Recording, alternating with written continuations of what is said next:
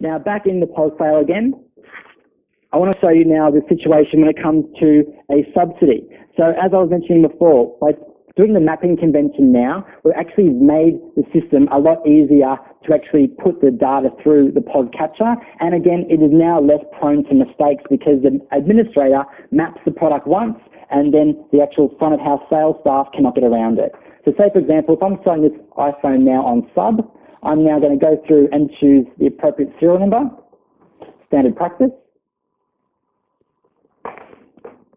I'll do a search on a subsidy connection.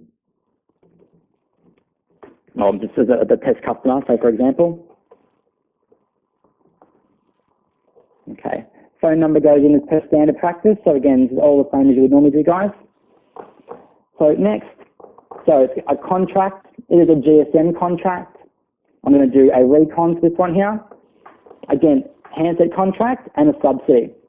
Now you'll see what will happen is the system now has the handset promotion defined straight away as being the OIC handset promotion. And now from the drop down, there's now only one item selectable. So the actual front of house staff cannot choose the wrong handset, which means that there should not ever be a problem anymore about the wrong rebate being generated for that stock item.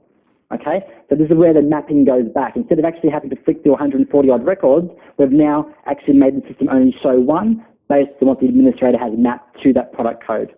So Shane, if we haven't mapped that correctly, what happens in that instance? If you haven't mapped it correctly, where it says please select, there'll be nothing there for you to choose. So say for example, if you actually, two things. If one, you haven't mapped the handset, you won't be able to actually put it through the sub, it will just say please select. If, say, for example, you've actually put the actual wrong rebate against it, you have to actually go through and, again, edit it and correct it. If there actually was some connection adjustments to actually do, it has to get put through the connection adjustments process to pull the incorrect rebate off it and put the new one on it. Okay, just as a starting point, if you haven't mapped it correctly, it just won't show you that as an option. Exactly right. So from a perspective, what I would actually would say, and especially for Go Live, is that this mapping convention only exists or is only applicable to an MRO capture. So again, when the guys are actually trading on the 1st of November, just let them know that they're putting through an actual activation on a sub and it actually has no option to select from, to let the actual back of house administrator know ASAP to map it so they can then put it through ICE. Yeah, okay. And once it's done the first time, it's out of the way. Okay? So, as I said, the handset's now selectable. I now choose my service promotion, and again, as standard practice would be, and again, I'll use an Everyday Connect plan, and again, go through and then choose the applicable plan type. Okay, so that's really the only difference in a sub capture now in regards to how it was in the legacy TCPS system, is that now it's a lot more concise and there's less room for error. Okay, so everything now else from a workflow perspective is exactly the same. Okay. All right, guys. The next thing I want to touch on is in regards to the new incentives that have actually been introduced as part of NextGen REM. So as part of NextGen REM, we now actually have 3 new incentives as discussed through data maintenance. So we've got the CLV incentive, the customer lifetime value incentive. We have the actual upsell incentives, and we actually have the one that we've named the promotion incentive. And again, the promotion incentive is the $30 extra where you sell a BYO, All for Biz or BMA plan. That's the promotion incentive. Okay.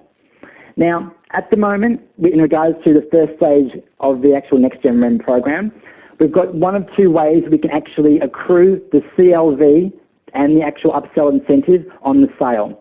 What ICE is actually doing is that every time you put a sale through, it is actually preparing itself for the payment of the CLV and the upsell from channel commissions. And we've actually mapped the system from the payment processing perspective that when you receive the ad hoc file from Channel Comms, because they will be paying your CLVs and your upsells through the ad hoc file to begin with, not the main file, ICE actually knows how to interpret that ad hoc file and actually attach that payment against the appropriate CLV or upsell incentive for that service number. Okay. Now that being said, using that mechanism, ICE is not currently generating the actual accrual of the CLV or the upsell incentive at POS capture. Now that could be problematic for some users, so we've got 2 workflow processes. If you because now the actual incentives, as you guys probably are well aware, are now not going to be paid in a final run anymore. They're going to be paid weekly. Obviously, from a timing convention, we've got a concern with GP dollars and sales history reporting. But again, the actual timing convention of when the actual monies are going to be received is not going to be so long. So that way, if, say, for example, ICE generated a $0 CLV also, as part of the sale, it can then actually pull in the payment from channel commissions, and then you can zero balance in the CLV and the actual upsell incentive once the payment hits. If, obviously, that's not an option for you guys, and we are fully aware that some won't find that an option, through the Add Additional service, we have actually introduced some next-gen REM products for you. So under the service promotion, and you'll see as well now, there's no more just bonus products. As part of the actual schedule, we've actually now put this down into its own unique product range, so that way there's no more going through a million products every time you do a VAS. What we have introduced as well is a next-gen incentive for those of you who definitely want to accrue it as part of the sale. So from a workflow perspective, obviously it's very important to actually educate your sales staff to when you utilise the new CLV and the new upsell REM types. But again, you can actually put these through as part of the POS capture, so that way ICE is actually accruing those revenue components at point of sale. In the next release of ICE, we actually obviously are getting ICE to actually accrue the CLVs and the upsells by themselves, not having to use a VAS product. Unfortunately, due to the actual short lead time in this release, there actually was no time to get all that done. That's why there actually is a two-tiered approach here. For those who do want to obviously see the accrued amount at the point of sale capture, it will definitely require someone to put through those VAS products. And again, all it is, say for example, upsell incentives, add it, drop down to the next one. If there's a CLV on this one as well, add it. That's all you need to do from a workflow step to actually insert them. Now keep in mind though, by using this VAS convention, it will actually print this data on the actual customer's receipt. So the last thing you want to do, obviously, is show this customer that they've got next-gen upsell incentives on their receipt. So what I'd recommend from a workflow perspective is get the actual POS staff, if you want to use this VAS product, get the POS staff, put to the sale as per normal, and then go into POS again on the next sale, and actually then put a docket by itself for just the VAS components. That way as well, it's still accruing under the customer's name, you've got full visibility, and again, it's not printing those descriptions on the customer's receipt. And it might, obviously, don't want to cause any confusion to the customer or see that. Okay, so as I said, be aware there are two mechanisms, and again, either way you want to go is up to you, but ICE will allow you to do both. So again, you can do the VAS issue like I've done here to actually generate the CLV and the upsell as part of the POS capture, or if you want to, let ICE actually wait for the payment file to hit. Once the payment file hits and you import that file in or manually allocate it, it will then obviously pull that REM in, and we can zero balance it back on the adjustment date again, on the actual connection date, so that way ICE actually has all that data in there and will put in the REM at that point in time. But it's up to you internally on which way you want to go.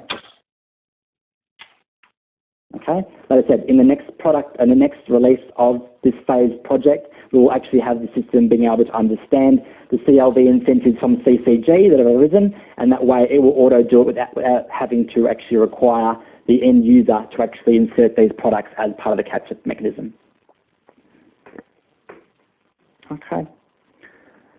Alrighty, now in regards to next-gen REM, and again, obviously I've covered a lot of ground in the last hour, that is the fundamental differences you'll see. The only extra thing that we've now got is a rename to the new prepaid transfer.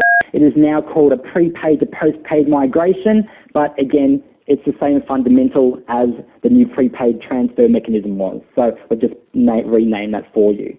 Everything else, though, is stock standard. Okay. Now, in regards to your actual pre-expiry rule, so with the actual pre-expiry rule, back in the NRM Plus days, we actually used to have a pre-expiry rule going across all service offerings. So every single promotion you actually sold, you actually had the same pre-expiry rule across the actual same thing. What we actually now have, though, is that the EMB and the TMB promotion types have different pre-expiry days. So the EMB and TMB promotion types will remain at 60 days, okay? In the phase 1 project of NextGen REM, I still only understand having one master date, pre-expiry date range for all product promotions. So what you need to do is an easy workaround in regards to actually putting these through. If the TMB activation is 59 days or less, all you need to do is make sure from a front of house workflow perspective, they leave this field blank. That way the system will actually generate the actual REM as it normally does. If the actual product though is actually 60 days to expire for the TMB or EMB or above, make sure you populate the previous expiry date as you normally would. By using that principle, the system will still generate the REM as it's supposed to do with those pre-expiry rules. Okay, so just make sure that the staff are aware of that. By the master, it's 31 days across the board, but because of the exemption or the exception for the TMB and the EMB products, we need to use that workflow so that way, again, it is accruing the right REM for those two product types. Okay. All right, guys, so in regards to Next-Gen REM, so that is the fundamental changes. Now, in 2.34, which is the release that you'll be receiving, you will find quite a few different brand new feature sets that have become part of this release outside of Next-Gen REM. Now, once obviously all of the releases happened, everyone's actually trading correctly on the 1st of November, we'll be looking for doing a launch to obviously show you all those new feature sets, but we want to obviously get past this actual inception of Next-Gen REM first. So again, please be aware you will see some new feature sets. Say, for example, now you can actually allocate a salesperson on a line level in an AR invoice. We also have sales order functionality in the system, as well as quoting is not currently available in this release, but again, it's actually a work in progress. So you will find a few new items that weren't actually present in the previous release, but when we get past this stage, we will have a launch to actually explain those to you in detail. So, okay. Now, guys, we've got 1 minute to spare. Is there any, again, one question or two questions I can answer on behalf of everyone at the moment? Just to confirm, Shane, all this is going to come out in a document, isn't it? Yeah, we'll have a document to go through so you know step by step what parts need to be done, yes. Wonderful, thank you. All right. When do we expect that document to be seen? We'll have that blast put through the email so you're fully aware of that. I'll see once you get the call, I'll get that worked out for you. Hi Shane, I just want to check, are you going to do a training session just for front of house? After we've actually done the go live, yes. So again, what will happen is once we've got through the actual 1st of November, we can speak to our learning team to obviously do front of house training for you. Okay. Okay, no worries. All right, guys, well, if that's all for this morning, thank you very much for your time. Again, please, if any questions at all, please email our support team. I do expect an actual release email coming out to your inboxes shortly, obviously letting you know that the release is available, and we do recommend you download and start to get the configuration done as soon as possible. Shane, sorry, just a quick one. Yes. The CLV incentives and upsell incentives, yes, in regards to import of payments from yes, Telstra, does ICE recognise all that, or? It does, yep. So for James, so down in the tax, if you're going to actually allow ICE to actually take up the actual CLVs and the upsells when the payment hits, ICE has already been pre-programmed to understand that. If you actually need to or are wanting to use the VAS option, we can have a quick modification you do to the actual import file, so that way it will actually still import seamlessly for you. Right, okay, no worries. Okay, but yeah, by default it is pre-programmed to actually use the actual payments file and actually generate that REM at payment receipting time. If you do the VAS tangent, yes, a rework will be required. Okay, no worries, thanks. Okay, no worries. All right, guys, so again, thank you for your time this morning, and again, any questions at all, please feel free to contact the support desk. Thank you very much.